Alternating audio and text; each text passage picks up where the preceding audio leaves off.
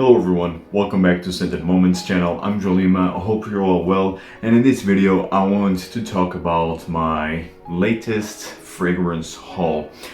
So my birthday was on the 1st of October, I'm 29 years old, and man, I can't believe 30 are almost here. Scary. But well, that being said, since then I purchased 8 fragrances, and actually they are 4 designers and 4 niche fragrances. So without further ado, let's talk about these fantastic gems. First fragrance I purchased is from the house of Mugler, and I already talked about this fragrance on my top 10 best patchouli fragrances. This was my honorable mention, and of course it's the original Mugler A Men. This one right here, the one that started one of the best designer lines out there, although lately I'm not enjoying their latest releases. I didn't enjoy Ultimate, which was released last year. I'm not a big fan of Cryptomint either. I think the last big release of A Men was, I think it was Pure Tonk, if I'm not mistaken. I think it was Pure Tonker or Ultra Zest, one of those. The rest, it's being a bit disappointing actually, but this one was missing. I have 7 A Men flankers. The original was missing. Finally, I have it. I absolutely love this fragrance. So you have coffee, you have patchouli, you have caramel, you have this tar effect, which can turn off some people, but I absolutely love it. This was released in 1996, and it was a groundbreaking release back then. It was the first mouvement scent marketed towards men, and it's fantastic. I love this great performance. It is from Mugler A Men. The next fragrance that I purchased, it's from the house of Reminiscence, and also already talked about this fragrance, very well featured on my top 10 best patchouli fragrances, and it is, of course, patchouli. Gorgeous looking bottle, and I love the color of the liquid inside. This is pure patchouli heaven, and it's so affordable. This is a 100 ml bottle size and will run you for 40 euros, or at least that's what I paid for this fantastic patchouli scent. Wow, and this is earthy, it's chocolatey, it's cakey.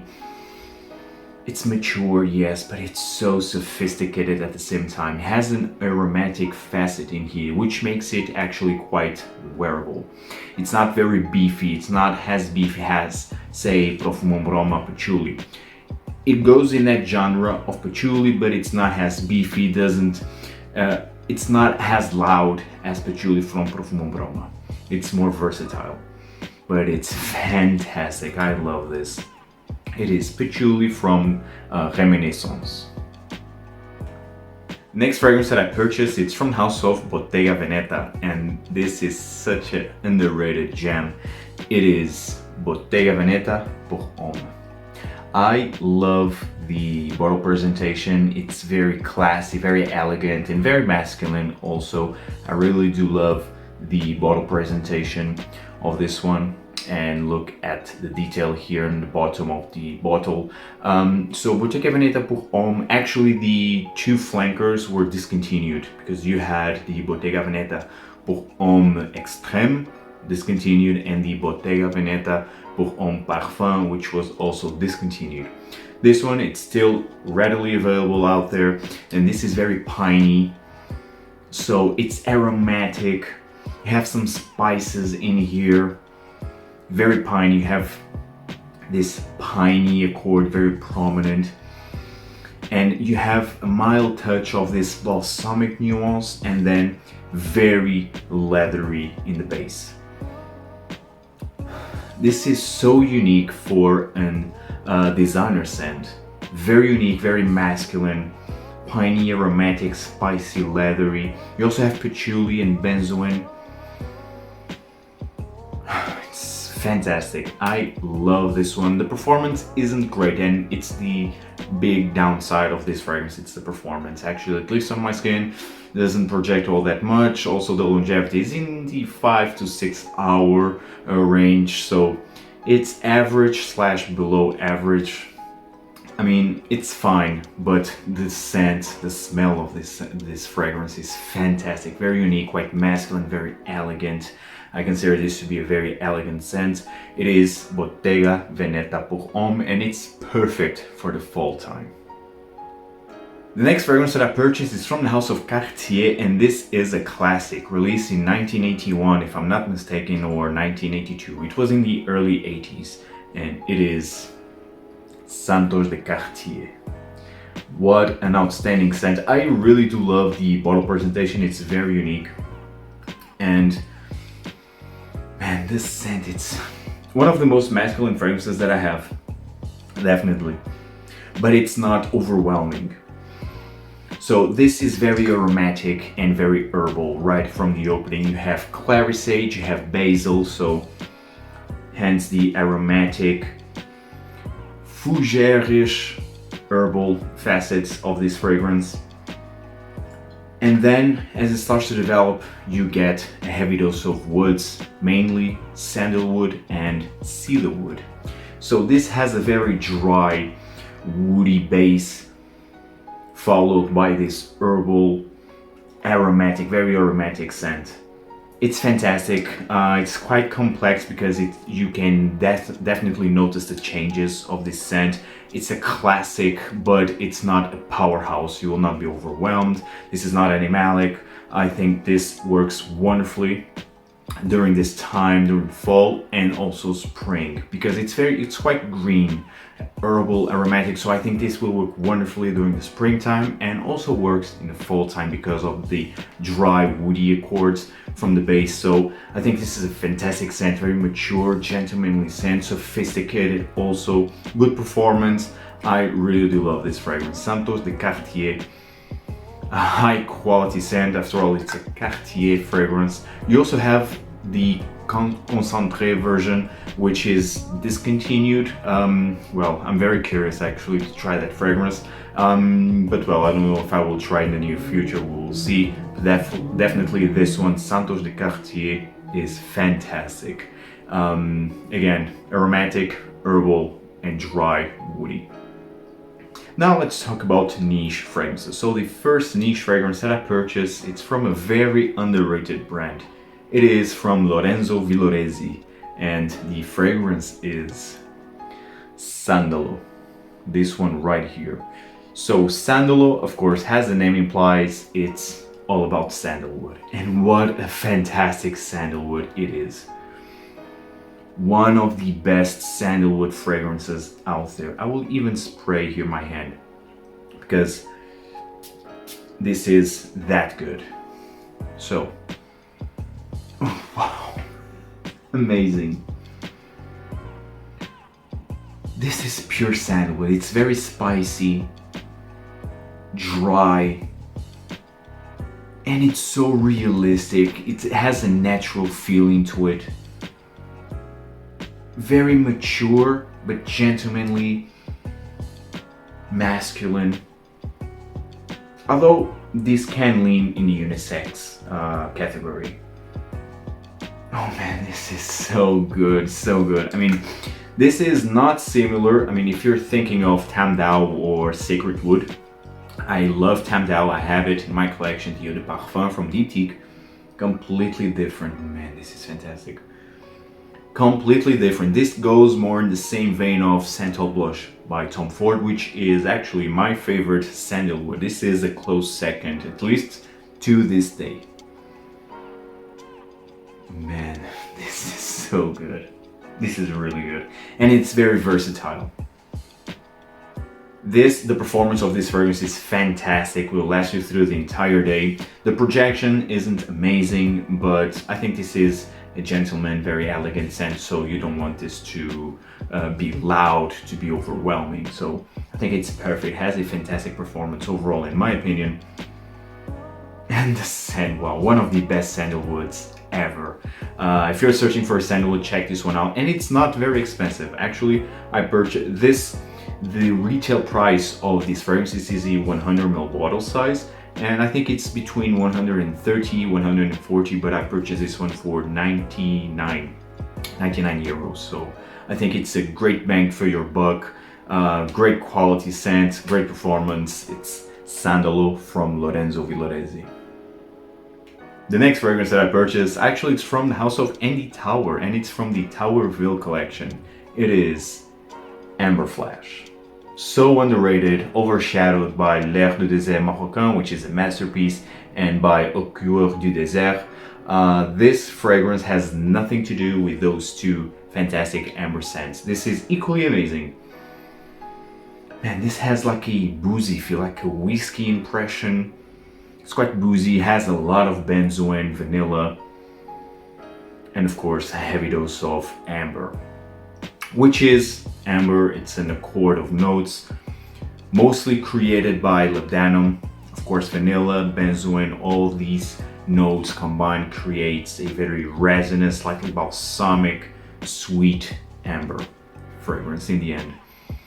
It is fantastic. This goes more in the realm of Ambre Sultan by Serge Lutens, but still different.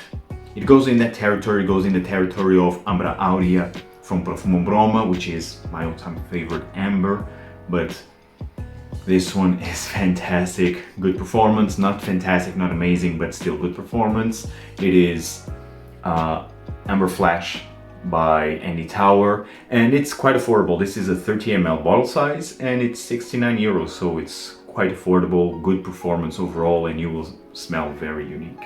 It is Amber Flash by Andy Tower. Now the next two fragrances are from the same brand, and I think this brand doesn't need any introduction in this channel. It is, of course, Profumum Roma. So the first fragrance that I purchased from Profumum Roma, it's from their Note di Profumo line, and it is Luce. Luce is fantastic. This is a highly underrated collection. I have Amante already, which is breathtakingly amazing. You have lavender, oud, cedarwood. I mean, it's wonderful, very seductive, very mysterious. This one, it's all about cedarwood. It's all about sandalwood, carnation. It has a sweet creaminess in here, maybe vanilla. It has also cardamom and some powdery notes. It is so good. It's so good. This creams fall. It's very woody, creamy, a bit floral, spicy. This is amazing. I love this. It's very unique in my opinion. I never smelled anything like this. This is a 100 ml bottle size. This is a parfum concentration. It's a bit pricey. The 100 ml bottle size like this will run you for 220 euros, but you will be smelling amazing. This will last you through the entire day and night.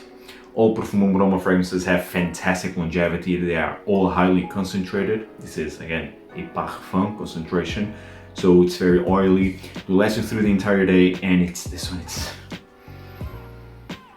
so addictive, it's so good.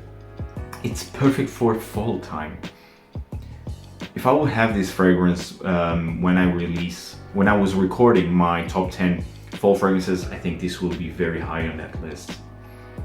And I love this. It's Luce from Profumum Roma. Again, cardamom, carnation, some powdery notes, a heavy dose of sandalwood, a bit of cedarwood, and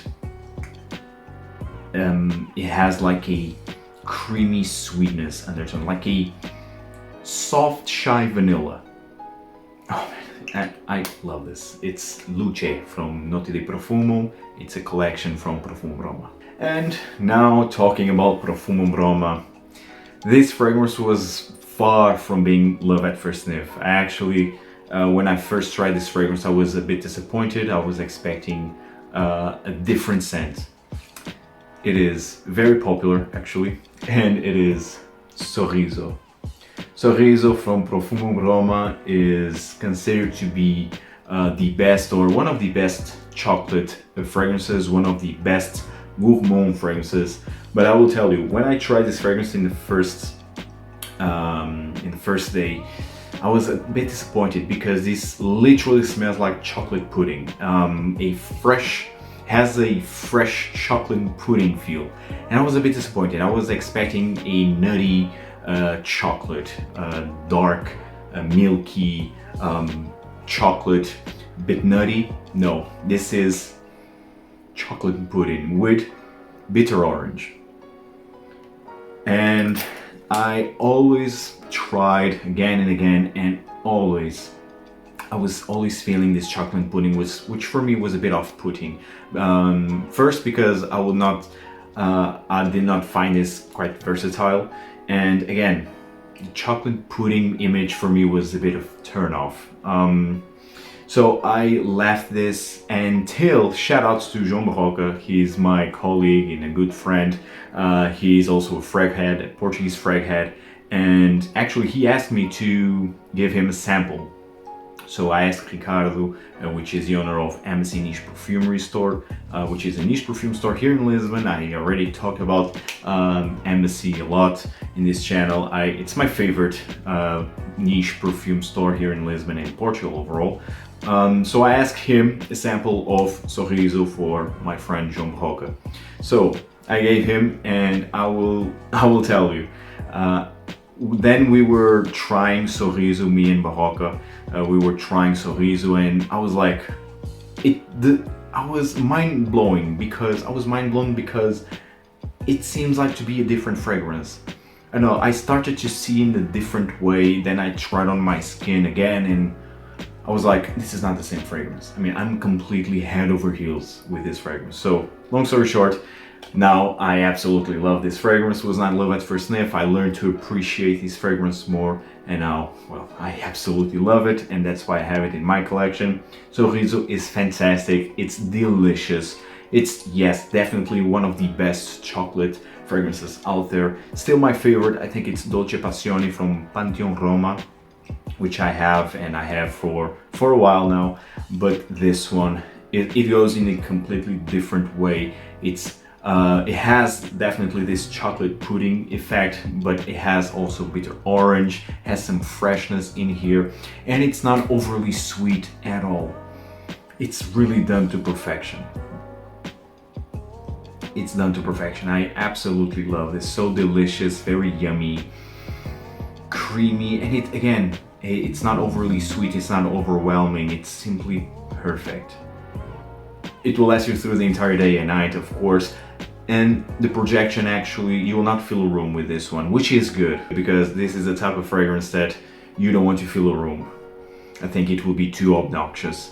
So I think like this is perfect. It's perfect for date scenarios, it's perfect for night out. It's lovely, it's addictive, it's quite sensual in my opinion. It's very sensual. So Sorriso from Profumum Roma, it's breathtakingly amazing. I love this so much. And guys, with this fragrance I finished this video. Tell me in the comments down below, guys, if you enjoyed this video. Also tell me what fragrances did you purchase lately. Tell me everything in the comments down below, guys, and see you in the next video. Take care. Ciao.